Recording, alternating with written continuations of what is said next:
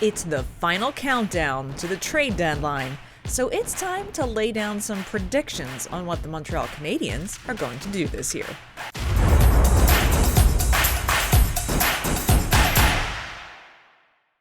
The 2024 NHL trade deadline arrives at 3:00 p.m. Eastern Time on Friday, March 8th.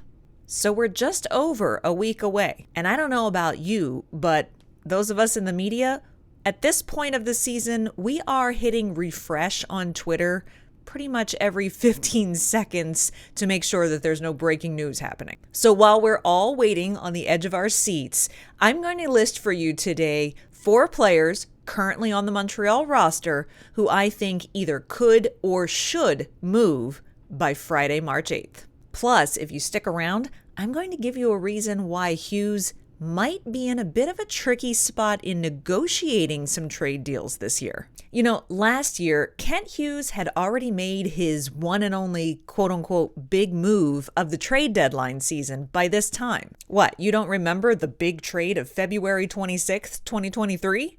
Well, you're in luck. I've got a reminder for you. Just check out that video where I reassess what happened at the end of February last year. So this year, what's my forecast? Who might depart the Canadiens' locker room this year? Let's start with Josh Anderson.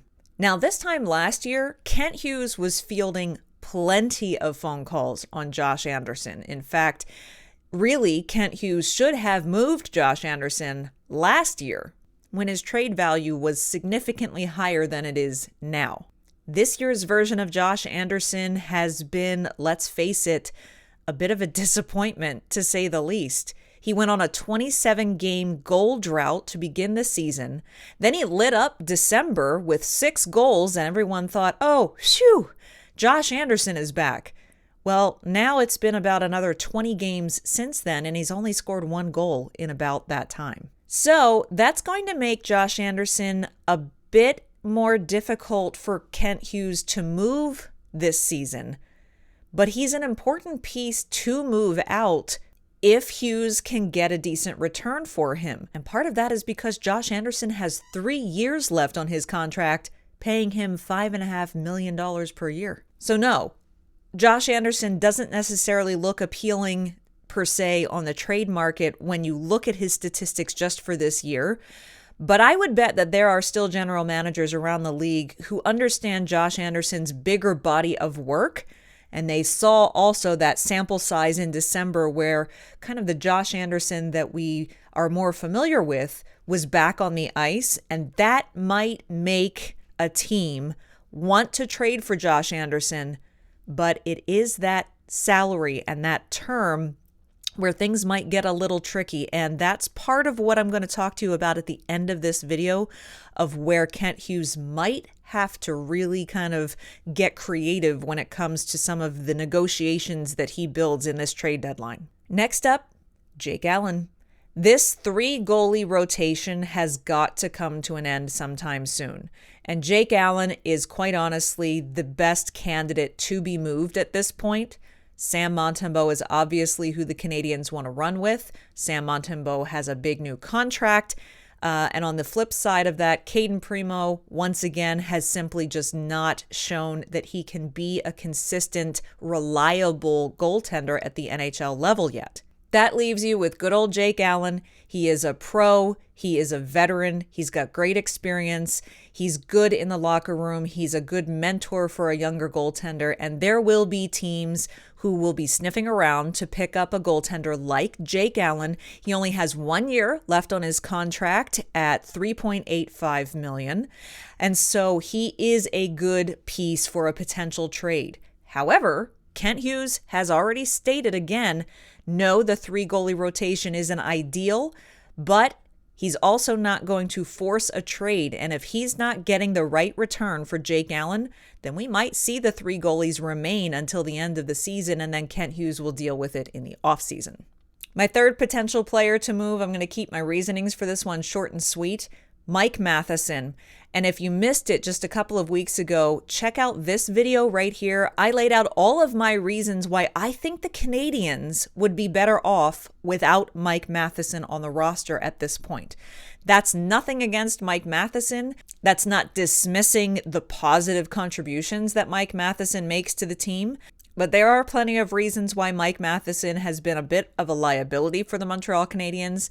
And let's face it, it's either Mike Matheson or David Savard in terms of one of the veterans going. And I know a lot of fans would like to see David Savard stick around. We know Marty St. Louis likes David Savard. We know David Savard wants to stick around. I would bet if it came down to Savard or Matheson, I think either one of them honestly could go. But Mike Matheson at this point might get you a bit more of a return because he's having a decent offensive season. That leaves me with number 4, and it's another defenseman, and that's Jonathan Kovacevic. Jonathan Kovacevic has had a great run since he was moved to the Montreal Canadiens from the Winnipeg organization. He's been a great fit on the blue line. He has performed pretty well. The defense position for the Montreal Canadiens is already too crowded, and it's only going to get more crowded next season, following season. There are guys waiting in Laval. There are guys waiting to come in from the NCAA and from the European leagues. I mean, think about it. Justin Barron is still in Laval. Logan Mailloux is in Laval.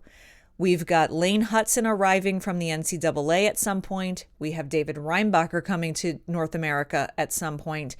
There are only 6 available slots on the back end. And when you've already got the likes of Gooley or Harris or Arbor Jacki and Jaden Struble, it's really, really crowded for the defense in Montreal. And so that's why I do believe either Matheson or Savard will be moved, but probably another defenseman will go as well. And I would say Jonathan Kovacevic could fetch a decent return for Kent Hughes. But I promised you I was going to give you a reason why those trade negotiations this year for the deadline might get a little tricky and a little sticky for Kent Hughes.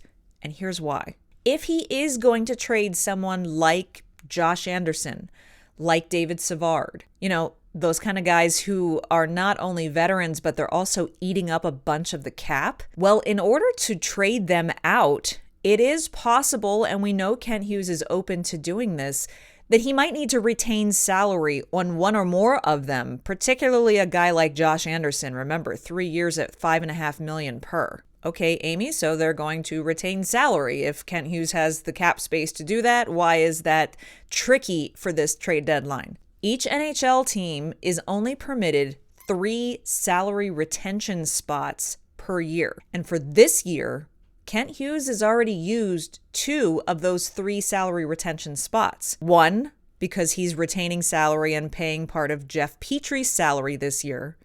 And 2, because he's also retained salary and is paying part of Joel Edmondson's salary this year. So that only leaves Kent Hughes 1 remaining salary retention spot available for this season. So let's say, for instance, he has an opportunity to move both Anderson and Savard, and the teams that he is going to move them to want Kent Hughes to retain salary on both of those players. He won't be able to do it. Even if he wanted to, he won't be able to. He'd have to select 1 player to retain salary on. But wait, it even gets trickier because you also have to look at next season. And for next season's 3 salary retention spots, Kent Hughes is already using one of them because he's also paying part of Jeff Petry's salary next year as well. So for the 2024-25 season, he's already down 1 salary retention spot and will only have 2 to work with. I'm going to give a stick tap to my colleague Rick Stevens. He was the one that actually brought this little tidbit to my attention. And it might not sound like a really important aspect to the trade deadline, but it could be when you're talking about someone, let's say Josh Anderson, who hasn't had a stellar year this year, but a team might want to take a chance on him. But without the great statistics behind him this season, they might be more inclined to take him on if Kent Hughes retains some of that salary. And if he's only got 1 slot to work with, he's only going to be able to play that kind of magic negotiation with 1 player. And hey, it is a ton of fun to knock around all the different potentials and possibilities that could happen in the run-up to the trade deadline. And so speaking of Rick Stevens, if you want to go deeper into the potential scenarios for the Habs at this trade deadline, well, Rick and Michael Spinella went in depth on all of the scenarios and possibilities, the likelihoods of what Kent Hughes can do on or before March 8th. And they discussed it all for you in the most recent episode of the Canadiens Connection podcast, which if you missed, you can watch it on this video right here. And when I see you next time, maybe we'll have a trade to talk about.